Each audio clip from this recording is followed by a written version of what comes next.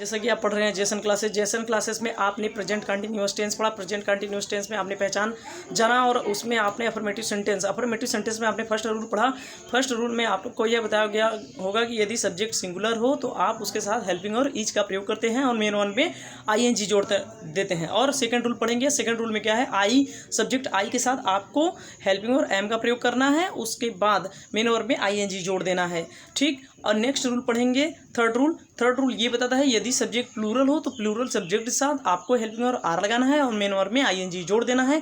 आइए इसे हम एग्जाम्पल के द्वारा समझते हैं। ठीक है, हम लोग सेकंड रूल पढ़ते हैं। सेकंड रूल में आई आपका सब्जेक्ट है। सब्जेक्ट आई के साथ आपको क्या बताया गया, हेल्पिंग वर्ब एम का प्रयोग करना है। यहाँ पर एम लगा दीजिए। और मेन वर्ब आपका क्या है, हंसना। हंसना का स्पेलिंग क्या होता है, LAUGH, लाफ होता है। इसमें आप क्या जोड़ देंगे, आईएनजी। क्यों आईएनजी जोड़ देंगे, क्योंकि ये मेन वर्ब है। मेन वर्ब में आईएनजी जोड़ देते हैं प्रेजेंट कंटिन्यूअस टेंस हो तब। उसके बाद आपने और फिर अगला एग्जांपल देखते हैं। मैं पढ़ रहा हूँ, मैं क्या हो जाएगा, आई सब्जेक्ट के साथ आपको हेल्पिंग वर्ब क्या लगाना है, एम लगाना है। फिर यहाँ पे क्या कर रहा है, पढ़ रहा है, यानी मेन वर्ब क्या है, पढ़ना। पढ़ना का स्पेलिंग होता है READ। यहाँ पर पढ़ रहा है, कंटिन्यूअस में है, तो मेन वर्ब में आपको क्या जोड़ना है, ING। मेन वर्ब में आप जोड़ देंगे ING।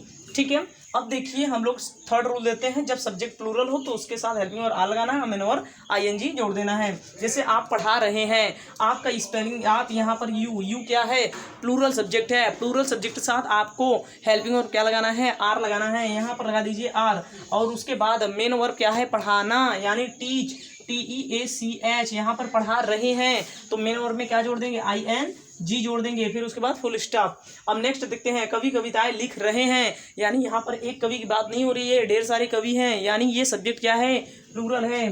तो आप लिख देंगे the poet, POET, the poets. इसके साथ क्या लगाएंगे, हेल्पिंग वर्ब आर लगाएंगे। उसके बाद मेन वर्ब क्या है, लिखना, WRITE होता है, लेकिन यहाँ पर ING लगाते वक्त ई को हटा देना है, यहाँ हो जाएगा राइटिंग। उसके बाद क्या लिख रहा है, पोयम, द पोएम्स हो जाएगा, POEMS, पोएम्स।